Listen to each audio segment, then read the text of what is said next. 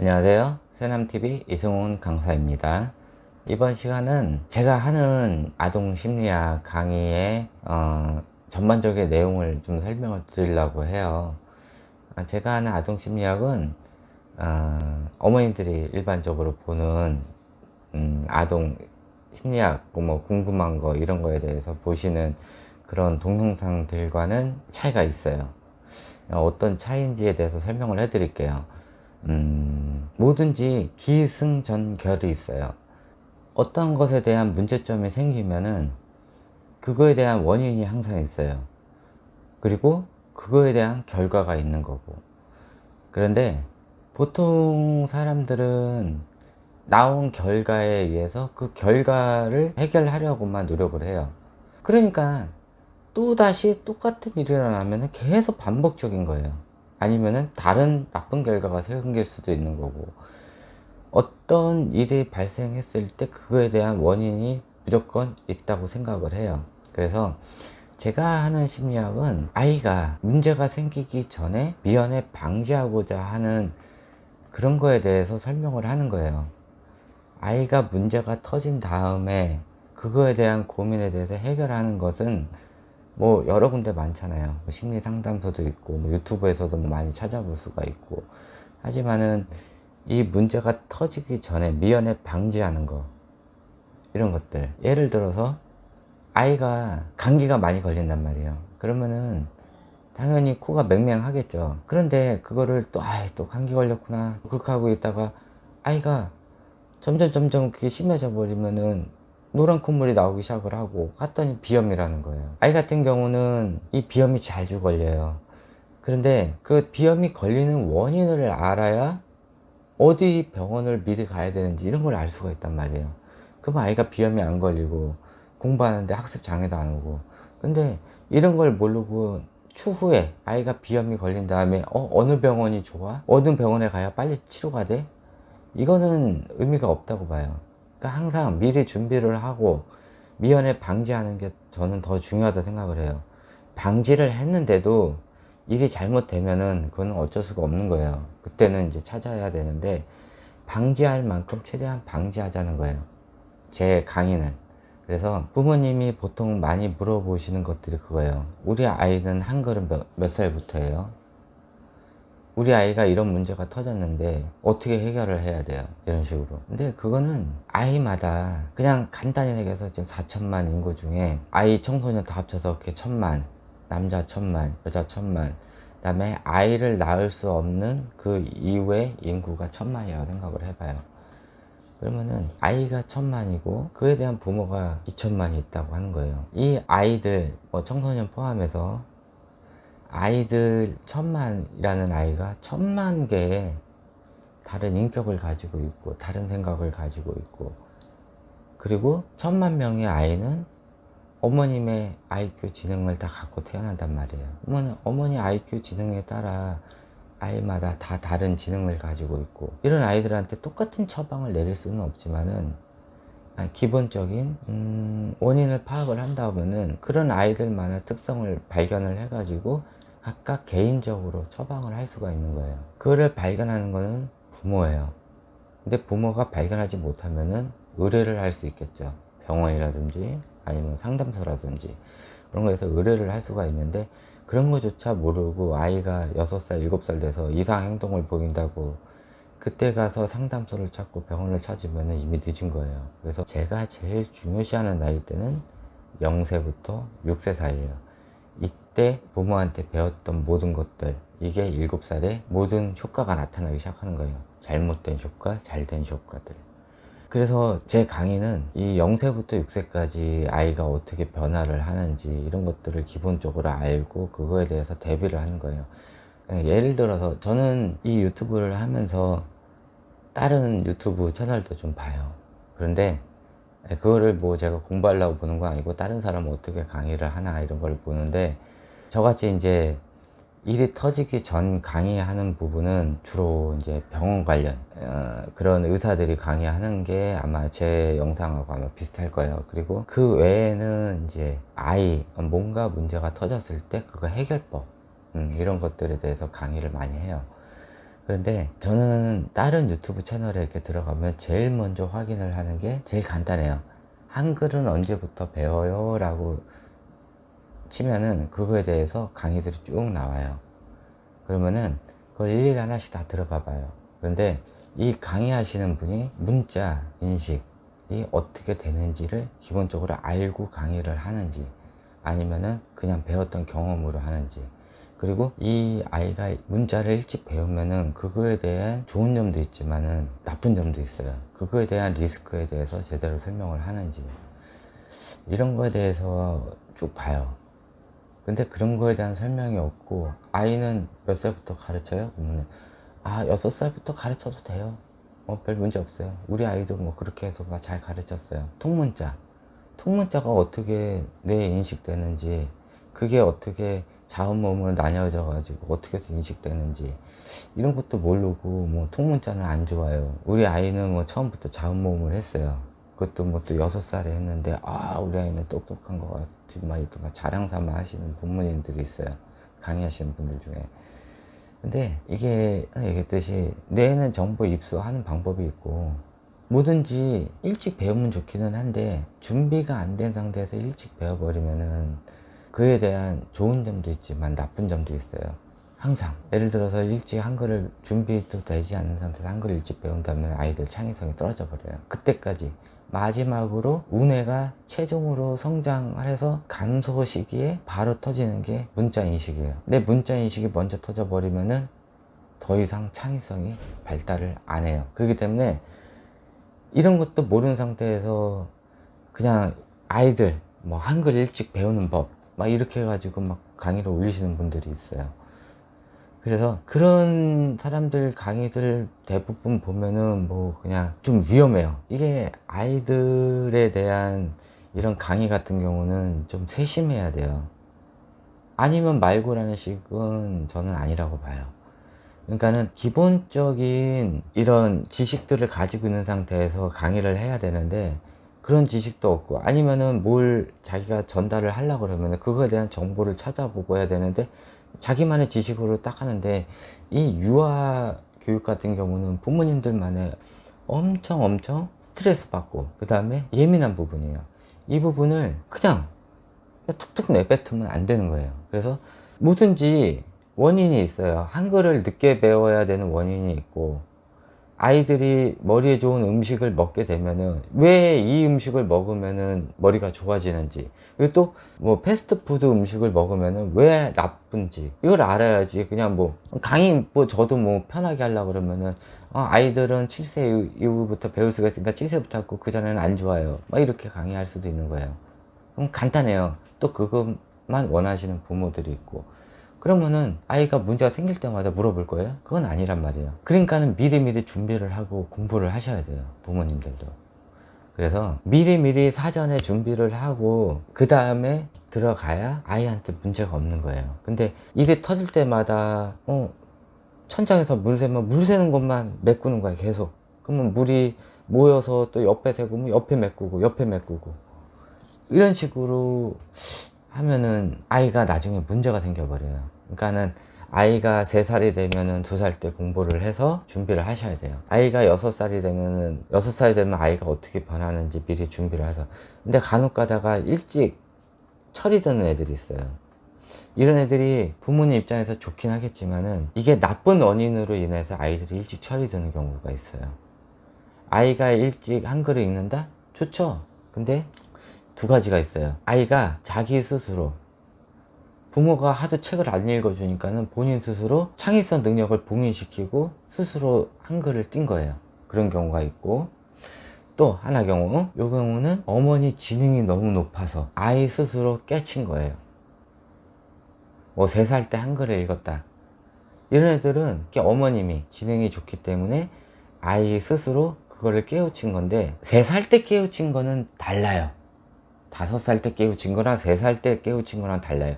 3살 때 깨우친 애들은 창의성 교육을 같이 겸용을 할 수가 있어요.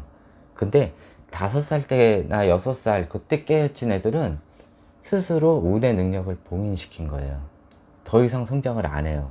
이런 애들은 창의성 교육과 같이 할 수가 없어요. 힘들어요. 근데 3살 때 아무것도 모르는 사이에 이걸 깨우치고 하는 애들은 창의성 교육과 같이 성장을 할 수 있어요. 영재 교육이 가능하다는 거예요. 그러니까 이런 내용에 대해서도 미리 알아둬요. 그러니까 옆집 애가 뭐 5살에 한글을 배웠다, 하나도 부러워할 거 없어요. 그런 애들은 나중에 생각하는 거 싫어하고 창의성 교육 싫어하고 뭐든지 책으로 다 찾아볼 수 있으니까 부모한테 물어보지도 않아요. 혼자 공부하는 거 좋으니까 아이들하고 노는 거 싫어해요. 밖에서 나가는 거 싫어하고. 이런 아이들이 6살, 7살까지 집에만 있어서 책만 보다가 학교에 가버리면 문제가 생겨버리는 거예요. 다른 애들이랑 어울리지 못하고 할 줄 아는 게 공부뿐이 없는 거예요. 그렇게 돼버리는 거예요. 뭐 다 그런 건 아니지만은 그럴 가능성이 많다는 거예요. 그래서 문자를 뇌에서 나중에 터뜨리는 거예요.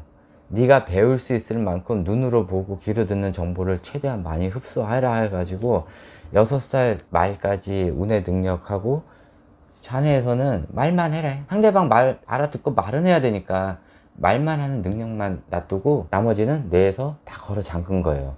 그거를 부모들이 다 강제로 봉인을 풀어버리는 거예요. 어렸을 때 좌뇌 능력이 봉인이 풀리만큼 우뇌 능력은 줄어들어요. 사회성이 줄어들고 생각하는 능력이 줄어들고, 미술과 만들기, 음악에 관심이 있던 애들이 관심을 끊어버려요. 그렇게 돼버리는 거예요. 이런 것들을 아셔야 돼요. 뭐든지 이렇게 하면 어떻게 돼요? 라고 얘기하는 것보다 이런 결과가 생겼을 때 그거에 대해서 원인을 찾는 거. 이 원인을 찾으면 당연히 결과가 바뀌게 돼요.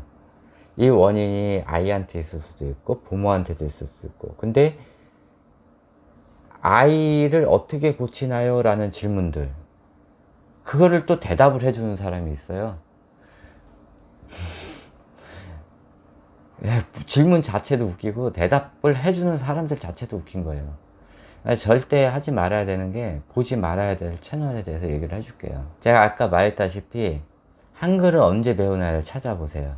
근데 배우는 와중에 6살 때부터 막 가르쳐도 상관이 없어요 막 이렇게 하는 데는 보지 마세요. 그리고 정식적으로 가르치는 데가 있어요. 아이는 6살 이후부터 문자를 배울 수 있는 능력이 되고 정식적으로 만 7세 이후부터 누구나 다 가능합니다 라는 이 말이 붙은데 그 채널은 보셔도 돼요. 그거를 처음에 설명할 수도 있고 그걸 마지막에 설명할 수도 있어요. 하여튼 그 대목이 들어간 채널은 보셔도 돼요.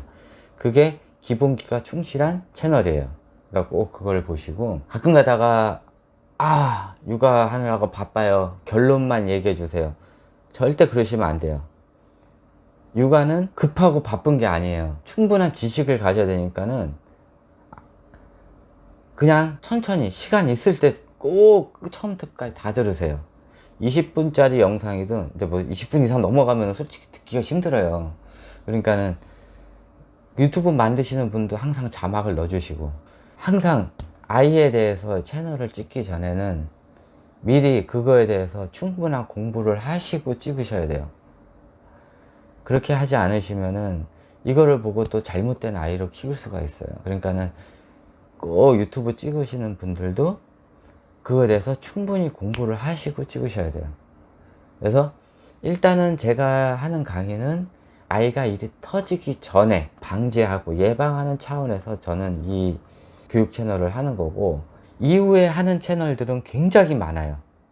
진짜. 그런데도 부족해요. 제가 찾아봐도 막 5년 전, 6년 전, 7년 전 이런 유튜브 채널을 찾아가지고 일주일 전에 댓글 올리고 막 그러시는 분들이 있어요. 그러니까는 그만큼 양이 부족하다는 거예요. 그런데 아까 얘기했다시피 이 아동 교육 채널 같은 경우는 굉장히 예민한 부분이라서 사람들이 잘 접근을 안 해요. 이 기본기를 배우는 것 자체도 굉장히 어렵고 잘못했다가는 욕을 먹을 수가 있으니까. 그래서 본인이 했던 그냥 어린이집에서 조금 이렇게 해서 애들 보았던 거 이런 거 가지고 이렇게 하기에는 조금 위험성이 커요. 그러니까는 하기 전에 꼭 그 기본기를 다져 놓고 강의를 하시는 게 좋고, 항상 결과론적 질문하시는 부모님들조차도 이럴 때는 어떻게 해요? 이런 질문은 절대 하시면 안 되고요. 질문을 거꾸로 해야 돼요. 아이가 이런 현상을 보였는데 부모인 제가 뭘 잘못한 게 있나요? 라고 물어보셔야 돼요. 그렇게 물어보셔야지. 아이가 땡깡을 부려요. 어떻게 해야 될까요? 땡깡을 부리는 원인을 알아야 돼요. 근데 애가 땡깡 부린다고 그거를 제재를 어떻게 할까요? 애 훈육을 어떻게 할까요? 라고 하면은 그거에 대해서 또 댓글 달아주는 사람이 있다고. 그러니까 웃긴 거예요. 절대 그러시면 안 되고, 그런 댓글조차 그냥 뭐 편하게 달아주시면 안 돼요. 아이가 땡깡을 부리는 원인을 먼저 설명을 하고, 그거에 대해서 부모가 뭘 잘못했는지를 알아야 되고, 그런 상황에서 아이를 어떻게 훈육을 해야 되는지, 그게 정상 답변이에요. 근데 아이가 땡깡을 부리면 어떻게 하십시오라고 이런 답변을 절대 달아주셔도 안 되고, 그런 질문조차도 하시면 안 돼요. 그러니까 제 강의 자체가 솔직히 조금 어려워요. 기본을 다지고, 병으로 얘기하자면은 이 치료제를 만드는 게 아니라 그걸 걸리기 전에 백신을 만드는 그런 강의이기 때문에 솔직히 조금 전문성을 좀 떼서 일반인한테 좀 다가가긴 어렵지만은, 그래서 최대한 제가 좀 편하게 설명을 하려고 하는 거고, 뭐든지 원인을 알면은 결과를 고치기가 쉬워요. 그래서 제가 지속적으로 강의를 하고, 중요한 거는 계속 지속적으로 얘기를 하는데, 저는 아이가 문제가 생겼을 때 이걸 어떻게 해결해요? 이렇게 얘기를 하면은 솔직히 그 부분은 자신이 없어요. 그러면은 그 부분에 대해서는 제가 괜찮은 유튜버들, 그 부분은 제가 소개를 해줄 수는 있어요. 근데 아이가 이런 것이 있는데 이 원인이 무엇인가요? 라고 물어보시면은 저는 그거는 대답을 해줄 수가 있어요. 그러니까 심리 상담사라고 있어요. 이 상담사나 아니면 놀이치료사들 하시는 분들, 이런 분들하고 저같이 그 원인을 밝히는 사람들, 이런 심리하고는 달라요, 아예. 그러니까 제 강의를 보시고 아이들이 어떻게 해서 성장을 하는지, 우리 아이가 3살이면 6살 정도 이렇게 되겠다, 아이한테 뭐뭐뭐뭐 하지 말아야 되겠다, 아니면 뭘 해줘야 되겠다, 이런 것 정도 참고로 하시면 좋겠어요. 뭐 내용 정확하게 모르셔도 돼요. 내가 어떻게 돌아가고 이런 거 잘 모르셔도 되고, 제가 그런 거에 대해서 연구하고 이런 거는 제가 할게요. 제가 할 테니까는, 힘든 건 제가 할 테니까는 그냥 드론만 주시고, 그랬는데도 아이가 문제가 생겼으면 그때는 보셔야죠. 근데 보셔야 되는 채널을 잘 선정을 하셔서, 아까 얘기했다시피 제일 좋은 채널이다 보시는 게, 아까 한글 언제 배우는 게 좋냐고만 쳐보시면 돼요, 유튜브에. 그러면은 그거에 대해서 유튜브 채널들이 나오는데, 아까 얘기했다시피 아이들이 한글을 일찍 배우면은 문제점이 뭔지 이런 거에 대해서 나온 거하고, 또 일반 학습지 채널 같은 경우는 아이들을 끌어모아야 되니까 5살인데 6살인데 빨리 하라고 해주고, 그리고 의사들 채널 같은 경우에는 실질적으로 확실하게 확고하게 얘기를 해요. 돌려 얘기하면 안 되니까. 근데 거기서 이제 어머니들이 또 쇼킹 받을 수가 있으니까, 그런 채널, 아이가 좀 문제가 있으면은 의사들 채널 보시는 거를 추천을 드려요.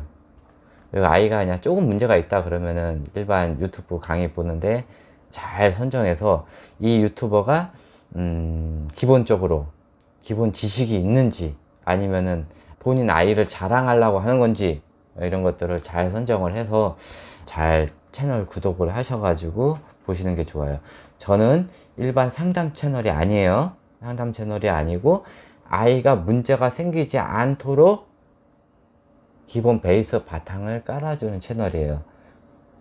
요거를 잘 생각을 하셔서 제 채널을 봐주셨으면 좋겠어요. 그러면은 제 채널에 대해서 다시 한번 얘기를 해드렸고요. 다음부터 항상 저는 원인을 따져요.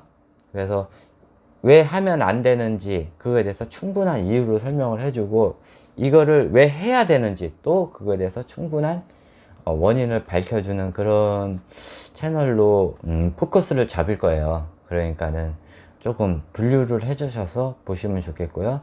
아이들이 문제 생겼을 때, 문제가 생기는 그거에 대해서 해결하는 거 추천 채널 같은 경우는 제가 따로 소개를 해 드릴게요. 그거를 보시면 돼요. 이 정도로 강의 마치고요. 요거는 꼭 언젠가 한번 찍으려고 했어요. 그래서 이걸 뭐 초창기에 찍으면 당연히 안 볼 것 같고, 그래가지고 시간 있을 때 뭐 보셔도 되는데 꼭 중요한 부분이에요. 아이를 할 때 미리 알고 하는 거 게 중요하니까 꼭 알아두셔서 하시고, 상담 채널하고 아이들 문제 생기기 전에 준비 채널하고는 다른 거니까 그걸 꼭 분류해 주셔서 제 강의를 따로 들어주셨으면 좋겠어요. 이것으로 강의 마치고요. 교육 채널 같은 게 이게 찍어 놓으면은 이게 부모님들이 보니까는 뭐 5년이고 6년이고 7년이고 계속 보시더라고요. 그래서 이거 찍을 때 매일매일 이렇게 막 찍는 것보다 조금 신중을 기해 가지고 저도 많은 자료를 찾아보고 한번 올린 동영상 다시 안 내리게끔 충분하게 지식을 쌓아 가지고 하고, 저도 이제 다음부터 좀 민간 심리 자격증 준비를 하고 있어요. 그래서 심리 자격증이 있는 상태랑 또 없는 상태로 제가 또 강의하는 게 좀 틀리고, 저도 독학을 한 거라 정식적으로 또 차근차근 밟아가면서 배워야 되기 때문에 저도 또 같이 공부하면서 상담 쪽 관련된 거를 좀 배워서 조금 더 많이 도움을 드리도록 할게요. 네, 이거로 강의 마치겠습니다. 내일부터 다시 또 다른 강의로 만나 뵐게요. 네, 감사합니다. 구독과 좋아요는 제 영상 만드는데 굉장한 도움을 줍니다. 감사합니다.